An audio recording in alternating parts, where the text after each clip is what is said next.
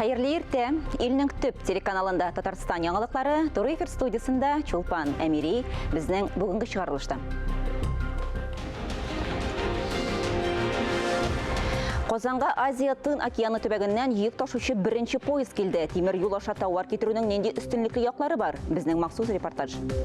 Газ җиһазларына хезмәт күрсәтү өчен түләү кәгазьләре ничек вакытыннан алда җибәрелгән? Бу ялгышлыкмы, әллә халыкны кәкре каенга тирәтергә җыйналармы? Ул ясаган картиналарның күбесе шәхси коллекцияларга таралып беткән. Кем ул данлыклы, әмма Казан халкына таныш булмаган рәссам?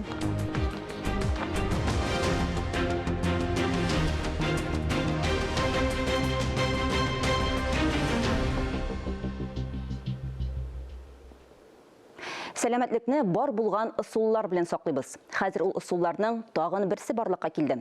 Казанда вакцинация пунктларына Эпивак корона препаратлары кайтарылды. Моңарчы ул пунктларда Спутник Винны тәкъдим ителәр иде. Вакцинация Казан исемле телеграм-бот кулланучыларга кирәкле вакцинаның булмавын хәбәр итә. Искәртеп узабыз, процедураны яшәү урыны буенча поликлиникада үтәргә була. Шулай ук башкалабызның Җиңү проспектындагы Сәүдә үзәгендә 7-нче шәһәр хастаханәсендә төнге вакцинация пунктлары эшли. Үткән атнада Татарстанда коронавирус белән авыру 1,5 тапкырдан артып китте. Ревакцинацияны әлегә республиканың 2 миллион кешесе генә узган. Сәламәтлек темасын дәвам итәбез. Ел башыннан Татарстанда 40 меңгә якын кеше диспансерлаштыру узды. Күпчелек очракта бу 60 яшьтән узганнар. Тикшерү барышында күбесенчә хроник йөрәк-кан тамырлары авырулары, яман шеш, шикәр диабеты, үпкә авырулары ачыкланган.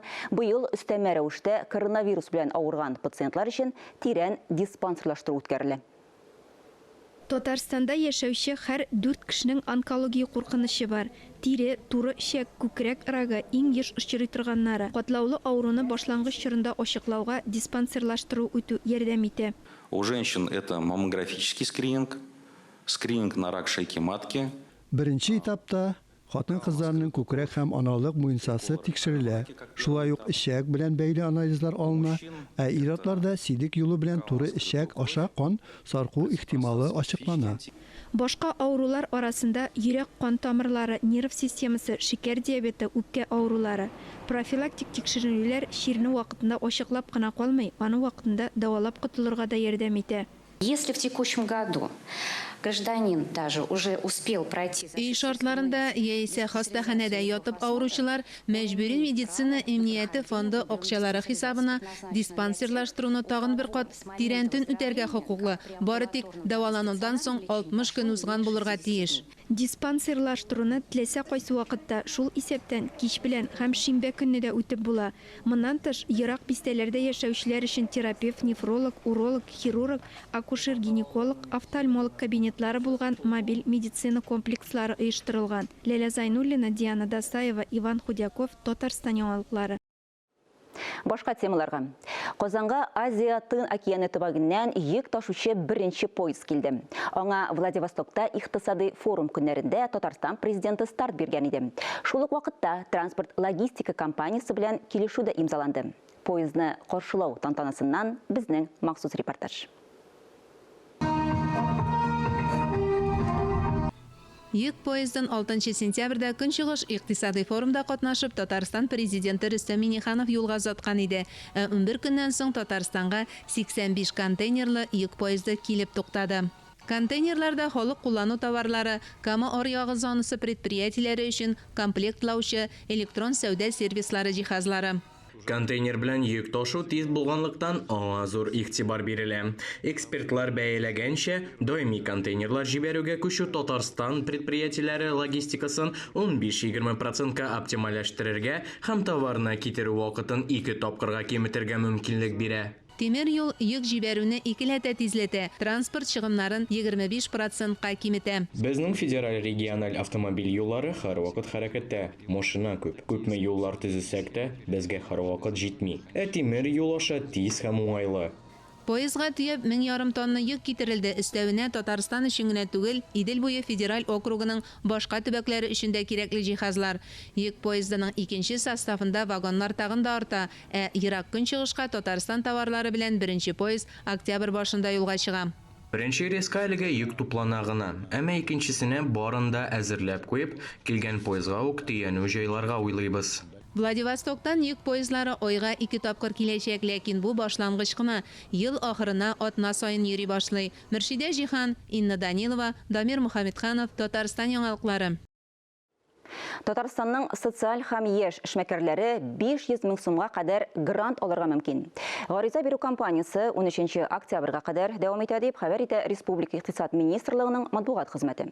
Алынган акчаларны производствоны үстерүгә, ягъни бинаны арендалауга яки ремонтлауга, җиһазлар сатып алуга, коммуналь хезмәтләр өчен түләүгә һәм башка эшмәкәрлек максатларына юнәлтергә мөмкин булачак. Финанслау күләме комиссия карарыннан тора, шул ук вакытта эшмәкәр проектка грант суммасының кимендә 25% күләмендәге үз акчасын салырга тиеш. Грант конкурсы Россия президенты Владимир Путин инициативасы белән оештырылган кече һәм урта эшкуарлык һәм шәхси эшмәкәрлек башлангычына ярдәм итү ил күләм проекты ярдәмендә тормышка ашырыла. Табигать җылы көннәре белән сөендерә. Бүген 20 сентябрьдә һава температурасы 23 градуска кадәр җылы булыр дип көтелә. Әбиләр чуагы җиттеме һәм җылы көннәр кайчанга кадәр дәвам итәчәк? Метеорологлардан хәбәрчебез белеште. Бүген паркларда ял итүчеләр күбрәк, иртәгә тагын да күбрәк булыр, чөнки көннәр җылынуга таба бара. Как будто бы лето ненадолго вернулось из Кучева в гости. Очень много людей гуляют на улице, наслаждаются этой погодой. Перед тем, как встретить зиму, мы ощущаем такое тепло резкое после таких холодов. Очень приятно. Дөрес, әле урамда әбиләр чуагы дип әйтеп булмый. Һава торышының кәефе үзгәрүчән. Если теплая погода днем превышающая 20-градусную отметку становится более... Һава торышы 5 көн рәттән 20 градус югары булса гына әбиләр чуагы килде дибез.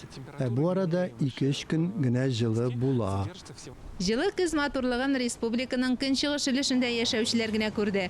Кайбер районнарда һава 28 градуска кадәр җылынды. Ближайшая декада окажется также аномально теплой.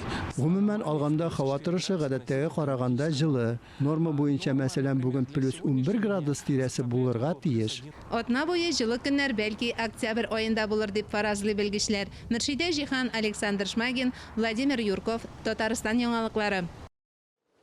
Республикада Татарстанның чиста урманнары табигатьне саклау акциясының көзге этабы башланды. Ул 13 ноябрьгә кадәр дәвам итә. Акцияның көзге чорында урман фонды территориясын каты коммуналь калдыклардан, ауган агачлардан чистарту, шулай ук мәгълүмат такталарын һәм урманда ял итү урыннарын төзәтү, цикләндерү эшләре башкарылачак. Исегезгә төшерәбез, Татарстанның чиста урманнары республика табигатьне саклау акциясе инде 2010 елдан бирле үткәрелә. Аның төп максаты урманнарда уңай санитар экологик хәл булдыру һәм табигатькә сакчыл караш тәрбияләү. Шушы көннәрдә Казанда яшәүчеләр гадәти квитанцияләрдән тыш газга техник хезмәт күрсәтү өчен тагын бер квитанция ала башлады. Бу түләү гадәттә ел ахырында килә иде. Монысы иртә һәм кыйммәтләнеп килгән. Акча түлисе ширкәт тә башка. Әлеге квитанция буенча түләгән акча кая китүен безнең хәбәрчебез ачыклады. Подъездагы почта тартмаларын алар берникадәр шикләнеп ача. Һәр айда бер кышак рекламадан тыш газ өчен өстәмә түләү кәгазьләре салына. Там было то, что мы платим деньги, и после этого они приходят и проводят техосмотр. Вот так вот нас что возмутило, что сначала деньги надо заплатить. Восстание урамында яшәүчеләрнең почта тартмаларына, газ җиһазларына хезмәт күрсәтү өчен квитанция салынган. Гадәттә ел ахырында була торган түләү бу юлы иртәрәк. Газсфера җаваплылыгы шикләнгән җәмгыятьтән килгән. Өстәвенә һәр кем өчен бер үк бәя 900 сум тирәсе. Сейчас столько мошенников, что уже и не удивляешься ничего. Түләү квитанциясе буенча Газсфера компаниясе офисына юл тоттык. Шәһәрнең тарихи үзәгендә урнашкан кечкенә генә бина эленмә тактасыз. Безне менеджер каршы алды.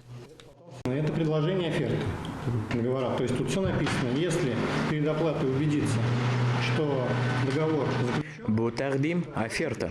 Монда язылган, әгәр килешү төзелмәгән булса, түләргә кирәкми. Анда куелган бәя ел әйләнәсенә күрсәткән хезмәт. Аннары барысы да Газпромга тапшырылачак. Әмма Газпром Трансгаз Казан оешмасында шикле фирма турында ишетмәгәннәр. Компания Газсфера компаниясенең Газпром Трансгаз Казанга бернинде катнашы юк. Ике оешма арасында килешү дә юк. Казанлылардан мөрәҗәгатьләр дә килмәде. Халыкка җибәрелгән квитанциялар оферта килешүе генә ди юристлар, һәм бу усул агрессив маркетингка охшаган. Данные листовки имеют признаки введения в заблуждение потребителя, так как Әлеге листовкалар махсус ясалган, алар гадәти квитанцияларга охшаш, әмма түләгәнче тикшерергә кирәк. Квитанцияны идарәче оешмада тикшереп була, шикләнгән очракта хокук саклау органнарына хәбәр итәргә кирәк. Алия Галиуллина, Айнур Вәлиәхмәтов, Ленар Хәбибуллин, Татарстан яңалыклары. Бу атнада 23 сентябрь көнне 6-нчы чакырылыш Татарстан Республикасы Дәүләт Советының 34-нче утырышы була. Узган атна парламентарийлар эшчәнлеге турында Алия Галиуллина таныштыра. 23 сентябрьдә парламентарийлар көзге сессияны ача. Дәүләт Советы президиумында шундый карар кылдылар. Көн тәртибендә якынча 30 сорау, иң зур блок бюджет комитетыннан. Бу закон проектлары бюджет кодексына һәм салым законнарындагы төзәтмәләргә кагыла.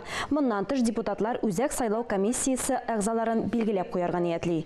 Республика үзәк сайлау комиссиясе рәисе Андрей Кондратьев башкаланың 2 округында өстәмә сайлаулар турында хәбәр итте. Фәрит Мөхәммәтшин коллегаларын сәяси ярты еллыкта парламент эшчәнлегендә актив катнашырга чакырды. Профильле комитетлар каршындагы эксперт советларының ролен аерым ассызыклады. Парламентларның торак сәясәте һәм инфраструктура үсеше комитетының күчмә утырышында халык ышанычылары Ломжа һәм Сахар станциялары төзелешенең барышын карады. Казан метросының 2нче тармагының 1нче өлеше 2027 елга әзер булырга тиеш. Моннан тыш башкала электр транспортының эше һәм үсеш перспективалары буенча фикер алыштылар. Хәзер барысы да тәртиптә. Дәүләт Советы депутатлары инвестицион проектларны гамәлгә ашыручы предприятиелар өчен табышка салым буенча ташламалы ставкаларны озайтырга тәкъдим итә. Бу хакта бюджет, салымнар һәм финанслар комитетында сүз барды. Законлылык һәм хукук тәртибе комитетында балиг булмаганнар арасында җинаятьчелекне булдырмау мәсьәләләрен тикшерделәр.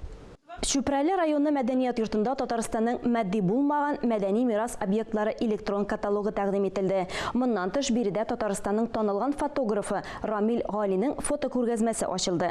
Авыл мәдәният йортлары инде күптәннән иҗтимагый һәм мәдәни тормыш үзәкләренә әверелде дип белдерде Ленар Хакимҗанов. Утырыш Татарстан һәм Чувашия парламентлары башлыклары Фәрит Мөхәммәтшин һәм Леонид Черкесов катнашында узды. Шушы очрашулар милли мәсьәләләрен күтәреп, традицияларын искә алып, без күп милләтле халкыбызны берләштерәбез, якынайтабыз, аңлыйбыз аларның да теләкләрен, тыңлыйбыз һәм күрше парламент депутатлары үзләренең эшләре белән бу мәсьәләдә безнең белән уртаклашалар. Чувашия Дәүләт Советы рәисе шулай ук Татарстан җитәкчелегенә чуваш халкының телен һәм мәдәниятын саклауга зур игътибар биргән өчен рәхмәт әйтте. Я считаю, что границы нас не разделяют. Вот эта граница между Татарстаном и Чувашской республикой, она нас сближает. Самые близкие для нас это татары, с кем мы всегда, у кого берем мы опыт работы, с кем делимся с удовольствием, с опытом. Леонид Черкесов белдерүенчә, ике күрше республика чиге халыкларны бүлми, киресенчә якынайта. Татарстанда һәм Чувашиядә парламентара хезмәттәшлекне ныклы традициялары барлыкка килде. Шул исәптән профильле комитетлар дәрәҗәсендә дә.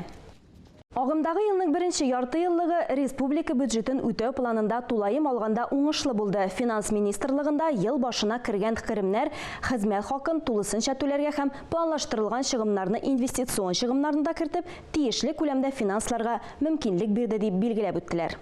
Беренче ярты еллыкта консолидацияләнгән бюджетта 207 миллиард сумнан артык салым һәм салым булмаган табыш керде дип хәбәр итте финанс министры урынбасары Алла Анфимова. Республика бюджетына салым һәм салым булмаган керемнәр 181,5 миллиард сум күләмендә тупланган.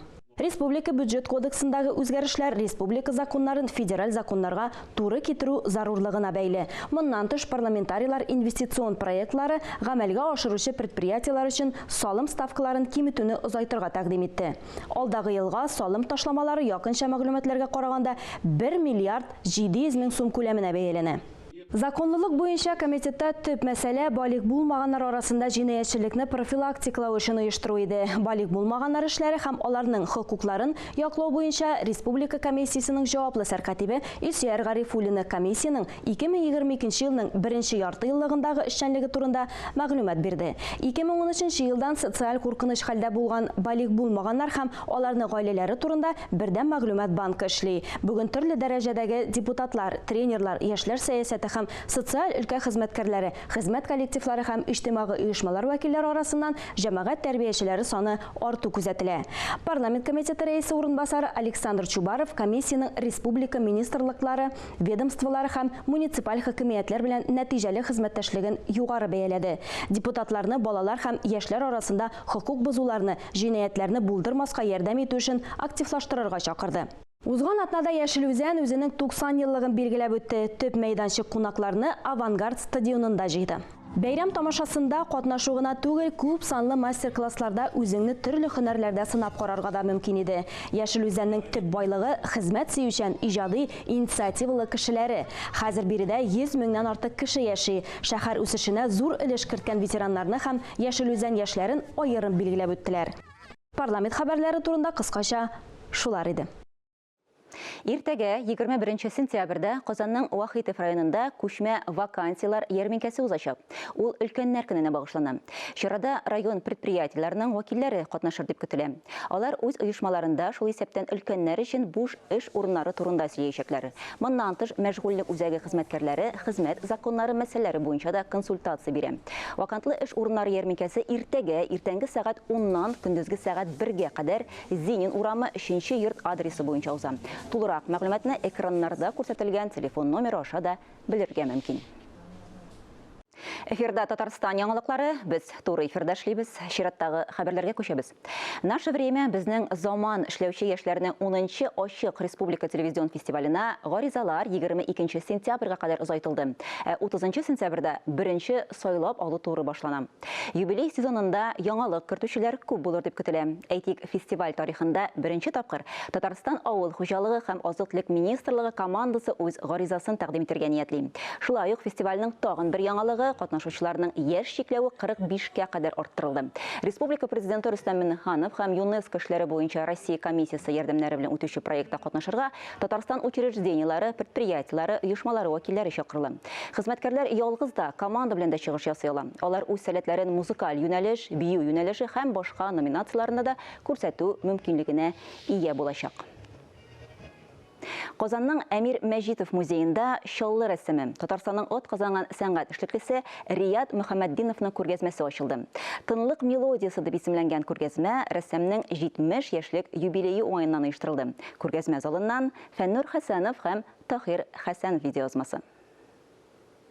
Сегодня мы собрались для открытия выставки заслуженных деятелей Татарстана. Рәссам Рият Мөхәммәддиновның әлеге күргәзмәдә җыелган күбесе әсәрләре шәхси коллекциясеннән. Шул ук вакытта картиналарның 6-сы Татарстан Республикасы Дәүләт сынлы сәнгать музеенда, Яршаллы картиналар галереясендә 18 әсәре, Алабуга музей тыюлыгында 14 картинасы саклана. Авторның бер күп әсәрләре Россиядә һәм чит илләрдә дә шәхси коллекцияләрдә урнашкан. Рият Мөхәммәддиновның күргәзмәсе зур булмаса да, үзенең күләме белән, эштәлеге белән күләм белән. Ул безне борынгы чырларга, эпоска, татар мифологиясенә, татар әкиятләренә, безнең каһарманнарыбыз янына, алар яшәгән мөхиткә алып кирип китә. Монда без яраткан, без тудырган табигать та, хайван дөньясы. Ләкин алар барысы да ниндидер мифологик шәкелләрдә, мифологик образларда. Төсләре дә безнең табигатыбыз төсе. Безнең сурәтләре дә безнеке, барысы да безнеке. Ләкин буларда ниндидер тылсым бар. Чөнки аларның менә бу эшләү формуласы әле мондый формулалар эшләнгән иҗат әсәрләре юк иде. Кыйлган, алар кыйлган кебек. Мәрмәрдән кыйлган кебек, алтыннан кыйлган кебек, әйтерсең аларның табигаты тудырган. Ходай Тәгалә монда космостан алар безгә Ходай Тәгаләдән космостан төшкән бер хәбәрләр кебек. Хәбәр, криптограмма диләр инде аларда. Бер мизгелдә карап кына нитмисең, канәгатьләнмисең, уйлый башлыйсың. Менә бу әйберләр орнаментка әйләнәләр. Тора бара алар орнаментка әйләнәләр. Орнаменттан соң инде әнә каллиграфия сәнгатенә әвереләләр. Рият Мөхәммәддинов тумышы белән Башкортстанның Мәчетле районы Яңа Мөслим авылыннан Уфа педагогика училищесының сәнгать графика бүлегендә белем ала. Аннары Башкорт педагогика университетының сәнгать графика факультетын тәмамлый. Татарстанда инде 30 елдан артык яши һәм эшли. Ярчаллыга кайта. Камазда рәссам булып эшли. Плакатлар, афишалар яза, шрифтлар төзи. Аннан 1990 елдан 1 номерлы балалар сәнгать мәктәбендә укыта. Быел аның 17 укучысы бар. 30 елдан артык вакыт эчендә инде 500ләр белән исәпләнә. Һәрбер рәссам үзенекенчә профессиональ белем алганнан соң да ул үз юлын эзләргә тиеш. Үзенең эшләү ысулларын эшләргә тиеш. Үзенең менә шул фәлсәфи фикерләрен җиткерергә тиеш кешегә. Ана шул әйберләр белән аерылырга тиеш. Тиеш дип инде ул аерыла. Әгәр дә ул фикерен җиткерә алса инде, менә әйтик, мин җышкына шаштырам җырчылар белән дә. Һәрбер җырчының үз тавышы бар, үзенең репертуары бар. Монда да шулай, аның да менә шул тамашачысы бар. Кемдер аны инде күңеле белән якын итеп кабул итә, кемдер әзрәк равнодушныйрак була. Шын рәссам ул кешегә карамый. Үзенең эштән чыккан инде фикерләрен, эштән переживаниялар бетер илән машу дигә поскыска чыгара. Әгәр дә килеп чыкса инде, менә шул тамашачыга барып җитсә, аның фикере тик ул максатына ирешкән. Если син тулышынса бирелеп, үз фикерне барып җиткерә алдың икән, үзенең ысулларын белән. Демәк, син җиңеп чыккансың. Рәссамның Казандагы тәүге күргәзмәсе белән музей мөдире, Россия рәссамнар берлеге идарәсе әгъзалары Луиза Мәҗитова, Фәсхетдинова, сәнгать белгече Розалина Шаһиевалар котлады. Тынлык мелодиясе күргәзмәсе белән һәрбер теләгән кеше таныша ала. Фәннур Хәсәнов, Тахир Хәсәнов, Татарстан яңалыклары. 24 сентябрьдә Ак чәчәкләр паркында математика буенча түләүсез дәресләр уза. Дәресләр төрле сыйныф укучылары өчен һәм төрле темалар буенча үткәрелә. Төп максат төп дәүләт имтиханнарына һәм бердәм дәүләт имтиханнарын тапшыруга ярдәм итү. Дәресләрдә катнашу өчен алдан теркәлү кирәк. Тулырак мәгълүмат белән Казанның парклар һәм скверлар дирекциясе сайтында танышырга мөмкин. Хөрмәтле телевизор караучылар, бүгенге чыгарылышыбыз тамам. Рекламадан соң эфирны Хәерле көн Татарстан тапшыруы дәвам итә. Мин Чулпан Әмири бүгенгә сезнең белән сау булашам. Сау булыгыз.